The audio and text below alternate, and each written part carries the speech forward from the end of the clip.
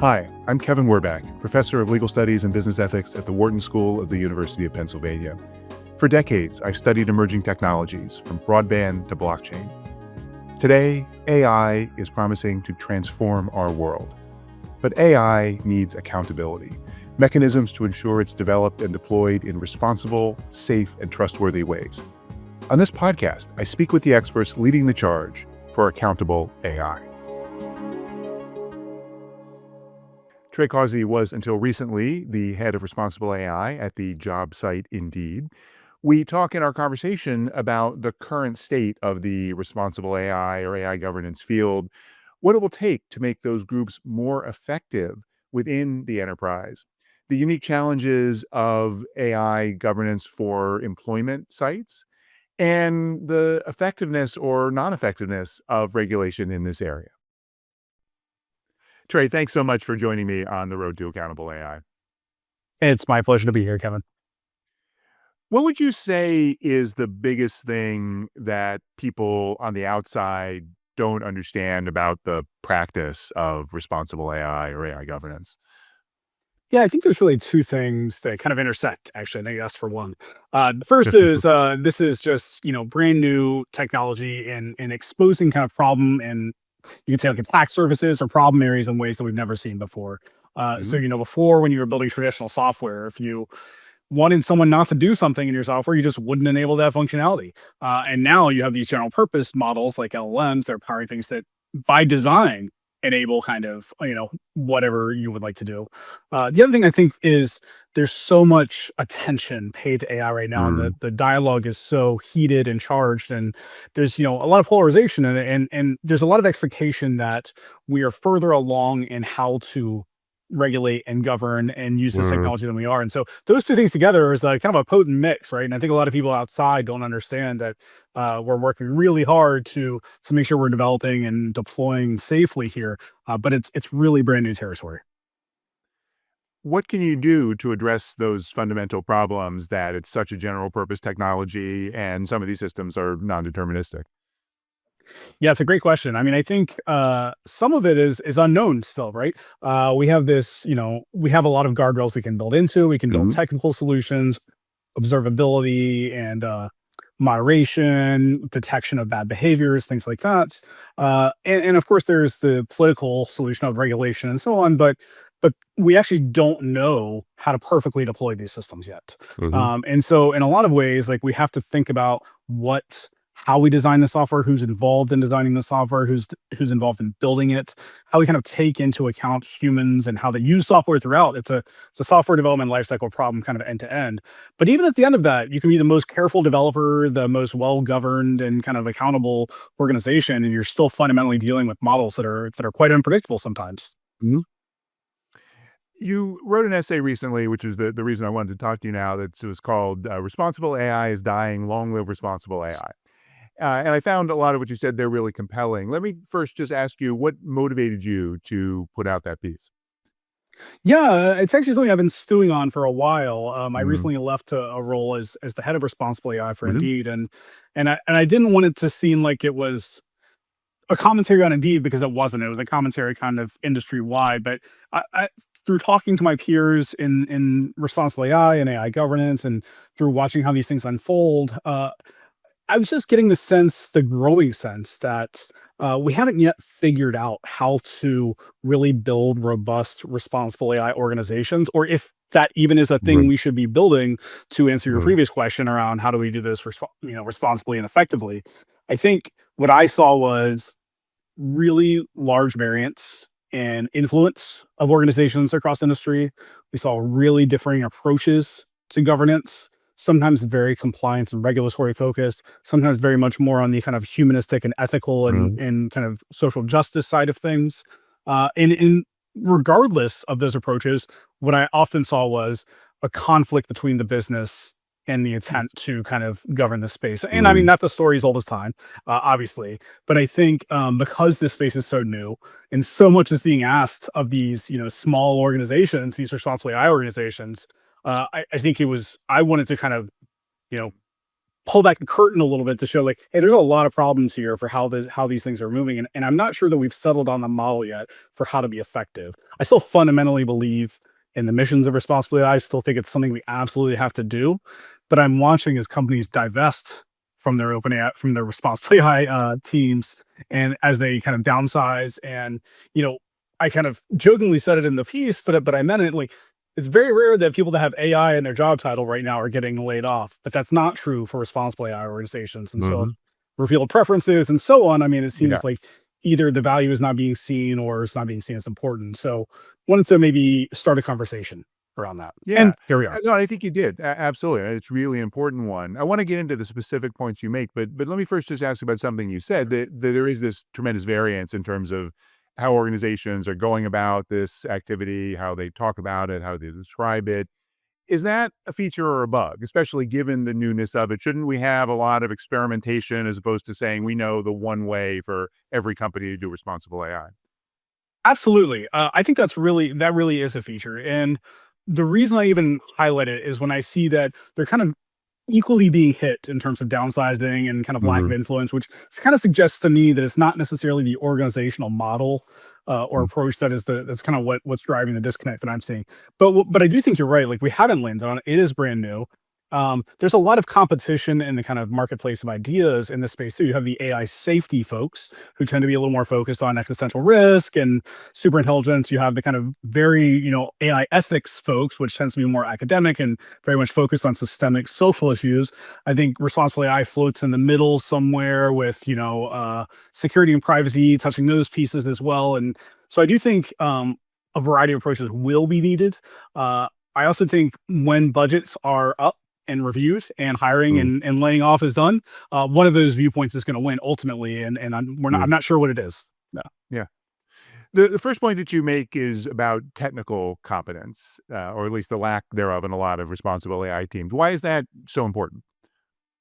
Yeah, this is actually something that I was reluctant to believe for a while.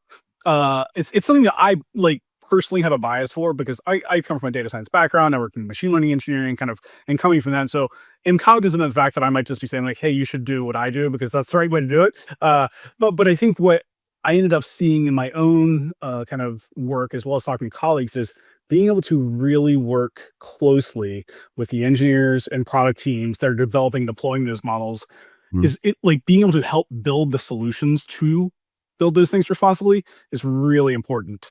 Being able to kind of pitch in at their level, speak their language, et cetera. Like, not only is there like a credibility component to that, which is real, don't get me wrong. Like, there's also just a, hey, I know you can't prioritize this because you're trying to build the features that are going out right now. So let me help you by building the scaffolding that you can ship these things with. Let me help you by building the testing and evaluation frameworks that you can Mm. ship these things with. And then that's going to help you ship faster and more confidently and so on. And that was actually what really landed. And when I've talked to some of my peers in the industry, in the responsible AI industry, they would often say, like, wow, that's it's like a really different approach to go that way rather than kind of other ways. And really impressed to see how you've made it happen because I think there's some skepticism that we could do that. And I'm proud of that. Mhm. What was your pathway to get into doing this kind of work? Yeah, it's interesting. I kind of stumbled into it. So I was a sociologist originally, and I did computational sociology, which is something not a lot of people know about. But I used natural language processing to answer social questions, and that was 15-ish years ago now. I was in my PhD program during 2008. As an academic, you probably understand the implications of that for academic jobs. Um, and luckily at the time, this thing called data science was popping up, and I said, "Hey, like, I'll give it a shot." And so I actually didn't do much with responsible AI for a while. And then a gentleman that I managed, Dan Taber's his name, he's now at Spotify, uh, s- brought it up as an idea at Indeed. And we said, yeah, this is great. And this was 6 years ago, 5, 6 years ago. And it's like, great. And he ended up leaving. And it was one of those situations where I was like, I think I have a lot to offer here. And if Mm. nothing else, I know how to build teams and how to start things up new. And then it just kind of became, the more I did it, the more I realized this was something that I could offer and I could drive at the company. I understood the company well enough to have the influence, to have like the seat at the table and make things happen. So a little bit of a full circle, like I spent a lot of my life thinking about things like inequality and social change and things like that in sociology. didn't think about it for a while and then kind of came back full circle. Mhm. And talk a little bit more. You alluded to some of the things that you were able to do at Indeed in terms of Yeah. actually bringing that technical expertise in. Yeah, sure. So, we had this kind of model of working, which was we had data scientists and engineers and researchers on our team. They would kind of approach things as research in some ways. Like, how would we identify bias in a model, or how would we moderate the output of an LLM or something like that, and kind of would build in a researchy way the code Mhm, to do that, and then we kind of proved that it worked. And it's like, okay, well, we have hundreds of models. We probably need to do this in an automated way. So let's automate these analyses that we did. And then once that kind of worked, we say like, this could probably be something that we could ship to the rest of the company and like through an mm, API or something, a library they can embed, and then it would go to that. So we kind of just continually did that research, mhm, automate, scale. And so we had, a variety of things, bias analyses for sure, LLM guardrails and moderation for sure. All of those things kind of working at really large scales with the kind of data that you see at a large internet company. And that was generally our approach for almost everything we did. Now, we did a lot of like one-off analyses and advising and things like that as well, but anytime we could, we thought, how can we turn this into a tool that if you were an engineer you could just reach for and use? mhm. Isn't the endpoint though that those become tools that someone just builds and sells into companies, as opposed to every responsible A group having to build it themselves? Yeah, absolutely. I mean, I think there is a lot of that. And don't get me wrong, I looked at plenty of vendors and we Mhm, engaged with vendors and bought mhm, their tools sometimes too. Uh, every tech company, it's like an current problem. Every tech company has their own infrastructural issues that require specific integrations, and so sometimes it's easy to build things yourself.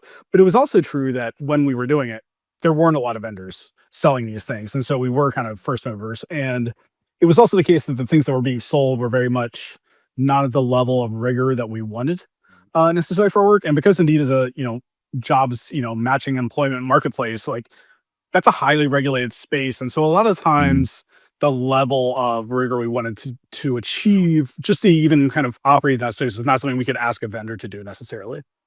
mhm. Is there anything that's fundamentally different though about AI versus other kinds of technology risk and governance that companies deal with cloud computing and software Yeah, as a yeah. service and data governance and so forth? Is this a you think an AI issue or should all of those be more technically driven? Well, if I look at the kind of really successful places where those things are Hmm. run, you kind of have the two options. You have the compliance focus, which is often, lawyers and policy experts and so on. And then you have the implementation side, which is often engineers. So if I think of like, DevOps became SRE in production engineering at places like Meta and Google and so on, it's actually a pretty similar trajectory, I would say, is Sure. that we actually were more successful when we found we had engineers who specialized in this area, and we have privacy engineering now and all these things too. I don't think one obviates the other. You absolutely still need the legal and compliance side of things. The other thing I would say though too is we sometimes use legal and regulatory and governance and accountable all as kind of synonyms. They actually all mean different things. And I don't have to tell you as someone who went to law school, but lawyers are there to protect the company and make sure they're not breaking the law. They're not there to advocate for user interests or make sure we're following best practices or anything like that. They have enough on their plate already, and so having that domain expertise is Uh, also really important. But I think it's TBD how much AI is really different, right? Like, I do yeah. think the non-deterministic part of it Yeah. is pretty large, and I think there's a level of certainty that maybe you can get in other domains that you can't get in Sure. AI, and we're expecting it like I said, we're expecting it faster than we did in other domains, but, that could all change. It's a very fast-moving Yeah. field. Yeah, absolutely.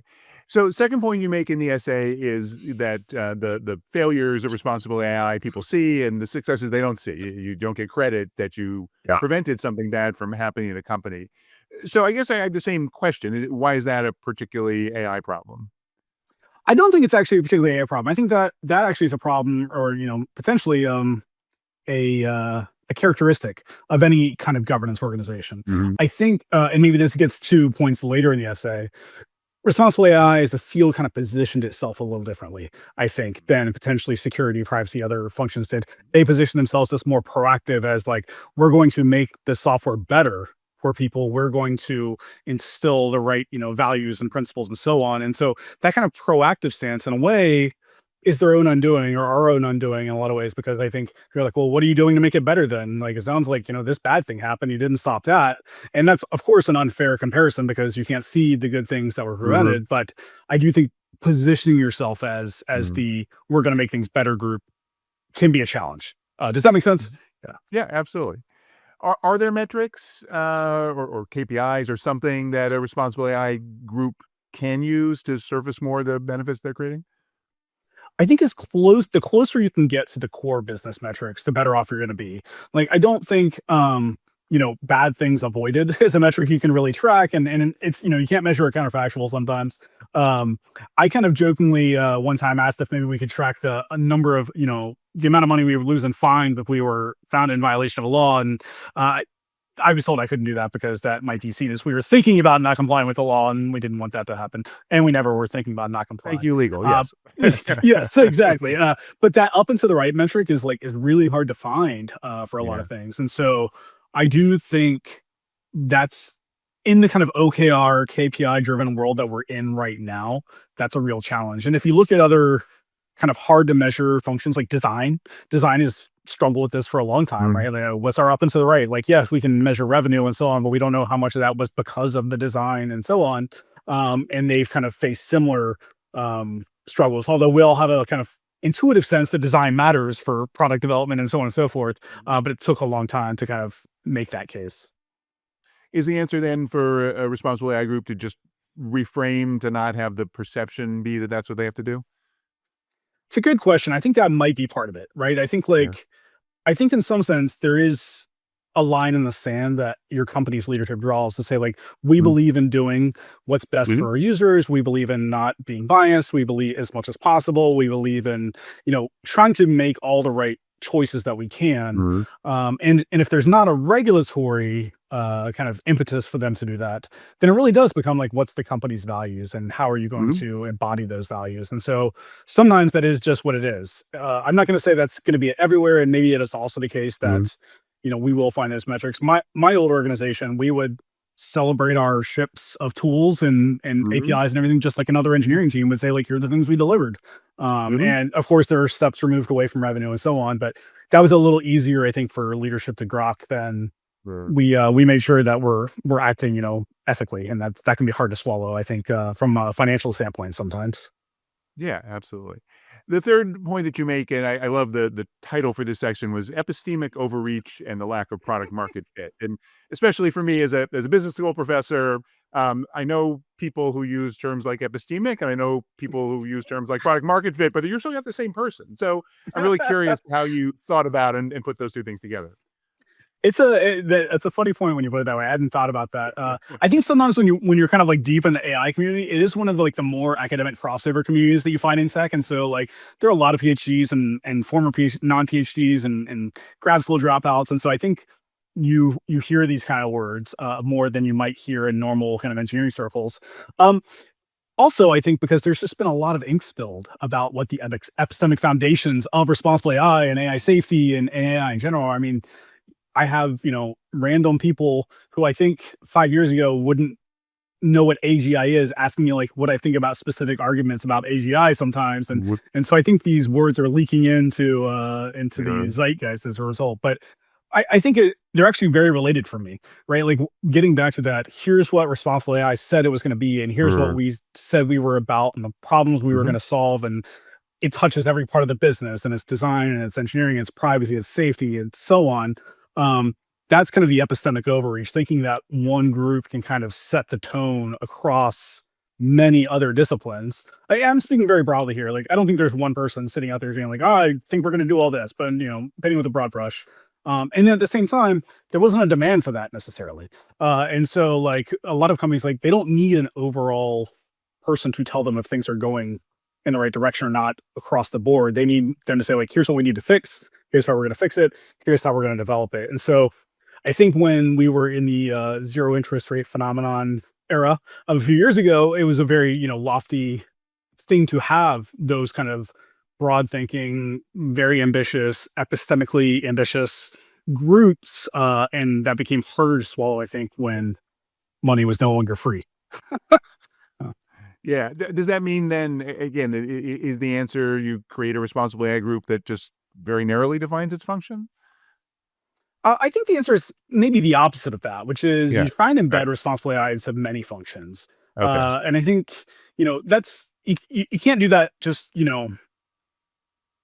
from you can't start from zero there. Like you probably do Mhm. have a responsible AI group that sets the tone and helps Yeah. drive things. But I think asking that one small group of people to kind of own that entire space as companies scale, as they're building more, as AI enables Mhm. them to build even more, I think that's unrealistic. And so I think it comes down to how do we, going back to the values part, like how do we make sure we have a set of values? These are the things we believe about Mhm. what we should and shouldn't do with AI. And here's how we bake that into how we develop software.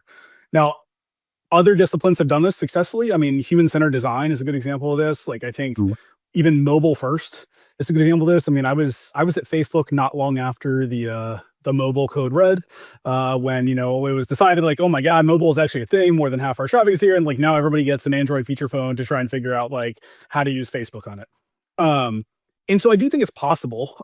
It's just we're like with everything with AI, we probably shouldn't be having this conversation yet because, like, the industry's so new and the field's so new, and yet it feels like it's overdue at the same time. And so I think that's kind of where we're at. And I think to the epistemic overreach part, if you make the responsibility, not to overlay the term, of how AI goes at a company, the kind of Mhm. purview of a small group of people, that also kind of like divests the agency of the rest of the company to also have a hand in that Mhm. to and they feel Yeah. like I'm going to go to them, make sure they sign off, and then I'm going to go back to doing my thing. And so I think there's actually kind of a counterintuitive effect there of they're watching it, I don't need to worry about it, let me just do my thing. Mhm. I hear this a lot from people in this area, which makes a lot of sense that ultimately responsibility needs to be driven throughout the business. It can't just be up, Yeah. somewhere in one group. But there's not a lot of people out there like you who have data science expertise, sociology expertise, been thinking about these big normative questions. So are there things companies can do to really promote that activity throughout the company? So yeah, this is a tough nut to crack. I feel like on the one Yeah. hand, I feel like there's lots of resources out there, right? Like so in the hiring space, Indeed got together with LinkedIn and ADP and Workday and the Future Privacy Forum and actually produced a set of best practices for AI and HR. Said, here's the, you don't have to hire a responsible AI team to come up with these. Like, here you go. And to get Indeed and LinkedIn and ADP and Workday to all agree Mhm. on something is like no mean feat, right? So I think those kinds of best practices exist. I do think it's harder when you start evaluating vendors who are saying they're going to solve your problems for Mhm. you, or you don't incentivize acting responsibly within your performance management system or something like that. And so there really is there's like a cultural component, there's like an incentive component, and there's also an education component. And all when you hear those three words together, you don't hear like quick change. You hear like, Mhm. oh, this is going to take a long time to implement and so on. Mhm. That doesn't mean it's not the right choice, though. I think. Yeah. As you mentioned, employment is a very regulated area, and it's an area where there's been a whole lot of attention for a long time to Yeah.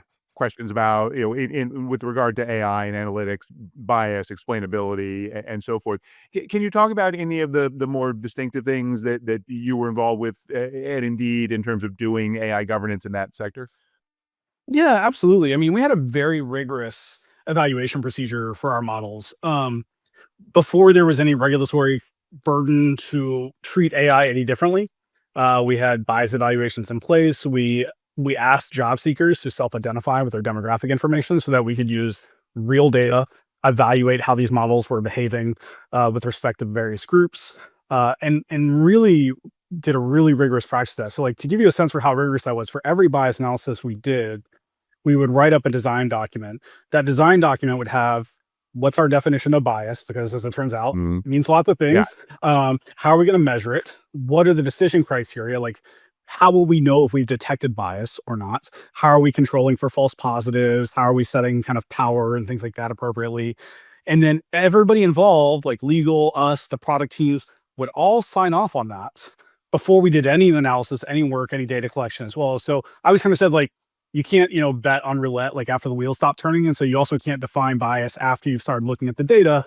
And so we always took like a really rigorous approach to like, we're all agreeing this is what we're going to do if we find X, Y, or Z. And I felt that that was really like it's not innovative, it's just science, but like Mhm. you don't Yeah. find a lot of like pure science sometimes in industry. And so I was really proud that that was the approach we took. Mhm. And then we turned that into automatic APIs and so on and so forth so that we could increase our coverage of our models. And so then when regulation came along, it was often not difficult to Mhm. comply with it. Mhm. The first point that you made, though, about defining bias, as you note, is not a simple matter, and they're different Yeah. tests, and in some cases, they're formally inconsistent, and they're Yes. trade-offs. By Um, definition, yeah. by Yeah. definition, yeah. So, Yeah. how would you work through those questions where there were multiple choices, all of which could be a reasonable way to define fairness? It's a really good question.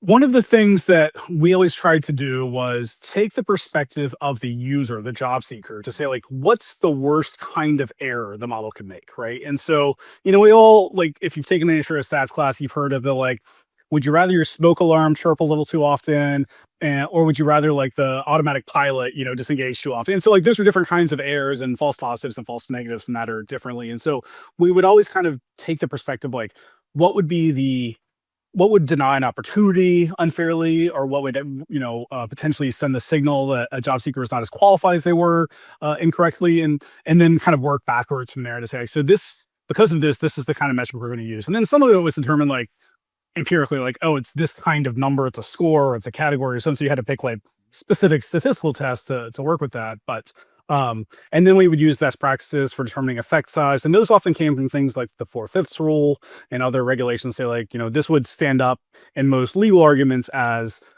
kind of prima facie, bias. And so like let's make sure we meet that as well. That was actually one of the most contentious parts of the design process though, was defining that and making sure this was Mhm. the right number. And what happens if the numbers, because we would often have multiple measures, and what do we do if they disagree, and who makes that decision and so on. So um that's still an open question, I think, for a lot of people. And I went to several events with EEOC attorneys and so on, and they would even say, like, well, as we all know, the 4/5 rule is not a law; it's a heuristic, and they would say it's often not even the most important heuristic, and yet it's the best we have, kind of to go on.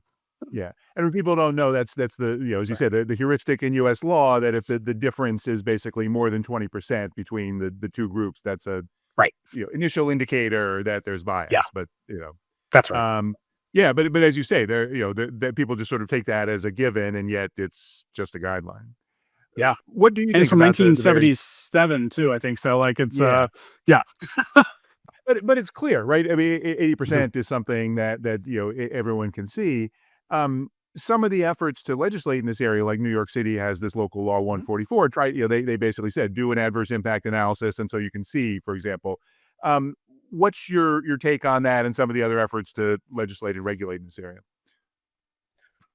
I think local law 144 was a well-intentioned law that really went through the ringer in a lot of ways. And I think what came out, a lot of people, including industry and the regulators, are not super happy with the actual final product. And I think both sides will say it's the other side's fault why it ended up looking like that. I thought it was a good first pass. The thing that I found potentially frustrating about it was how prescriptive the analyses were in some sense. Like, and when I say that, it's because I actually think we did more rigorous analyses sometimes, Mm. and that created friction. That can create friction with your legal department. You say, like, well, it doesn't say to do that; it says to do this, and so then you have to, make your decisions. And I think specifically with this is going to get very wonky, but like the continuously valued outcome variables, so like rather than a categorization, but like a score, the analysis proposed there doesn't make total sense to me statistically. And I think others have raised this question as well. But now that it's kind of encoded into law, like, we're doing that analysis, and I'm not sure it's actually making the systems any fairer. And so that for me is kind of dead weight loss, right? It's like we've introduced complexity and bureaucracy without improving outcomes necessarily. That being said, they Correct. were the first and they were pioneers, and it's, I Mhm. think, been the template for a lot of other people, and I think lessons learned. So I'm glad we went through it for sure. Yeah. Yeah, and I know you're not a lawyer, but if you were going to advise a government on how to address this issue of employment bias or AI and Yeah. algorithm bias more general, what would you suggest in terms of the right approach? You know, uh, I thought about this a number of times, and I always Right. kind of come back to like, it's a very regulated space already, and it's not always clear to Right. me that we need additional Mhm. regulation for Yeah. AI. In fact, like, there are some regulations out there that basically say it's illegal to discriminate with AI. By the way, it's already illegal to discriminate. We're just letting you know it's actually illegal to discriminate with AI as well. And which to me Yep. is like, I'm not Mhm. sure what the purpose is there necessarily. And I think so as a sociologist, when you introduce new institutions, new regulations, you're going to Mhm. create constituencies and you're going to create feedback effects and so on. And so I worry about having regulation for regulation's sake in those senses where in a place that's Mhm. already regulated. I do think it's a delicate balance as always between industry Yeah. and the government, but I think this is an area where there's got to be better partnership and there's got to be kind of good faith dialogue. When I say like, hey, this analysis is actually impossible to do, we have to understand I'm saying that because it's impossible to do, not because I'm saying like I don't want to do it, which is Yeah. also, something people do. Yeah. So one more thing is we need to wrap up just to Sure. get back to this question about the responsible AI field. As you point out, the pendulum has been swinging in the negative direction. Do you see a scenario or scenarios where that shifts back, and what does it look like?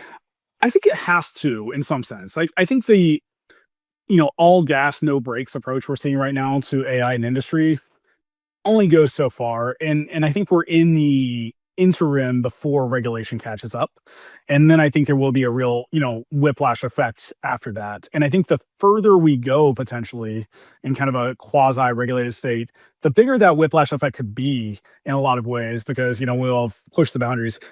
I do think I mean, this is obviously talking my book here, but I think we could see more embeddings into teams and kind of more like distributed responsible AI versus a centralized responsible AI, capital R, capital A, capital I team, um, that maybe kind of sheds a little bit of the political or ideological kind of associations that might be held there as well. I think that's, we haven't really touched on, but that's kind of obviously looming as well, that Mhm. there's Yeah. a macro political economic environment that this is all happening in. So, but I do think since we haven't solved any of these problems yet, it's hard for me to imagine that we don't have some kind of responsible AI going forward. But maybe I don't have a big enough imagination. No, I'm with you on that one, absolutely. Trey, thanks so much. Really been a pleasure speaking with you. It's been great. Thank you. This has been The Road to Accountable AI. If you like what you're hearing, please give us a good review and check out my Substack for more insights on AI accountability. Thank you for listening. If you want to go deeper on AI governance, trust, and responsibility with me and other distinguished faculty of the world's top business school, sign up for the next cohort of Wharton's Strategies for Accountable AI online executive education program, featuring live interaction with faculty, expert interviews, and custom-designed asynchronous content. Join fellow business leaders to learn valuable skills you can put to work in your organization. Visit execed.wharton.upenn.edu/ACAI for full details. I hope to see you there.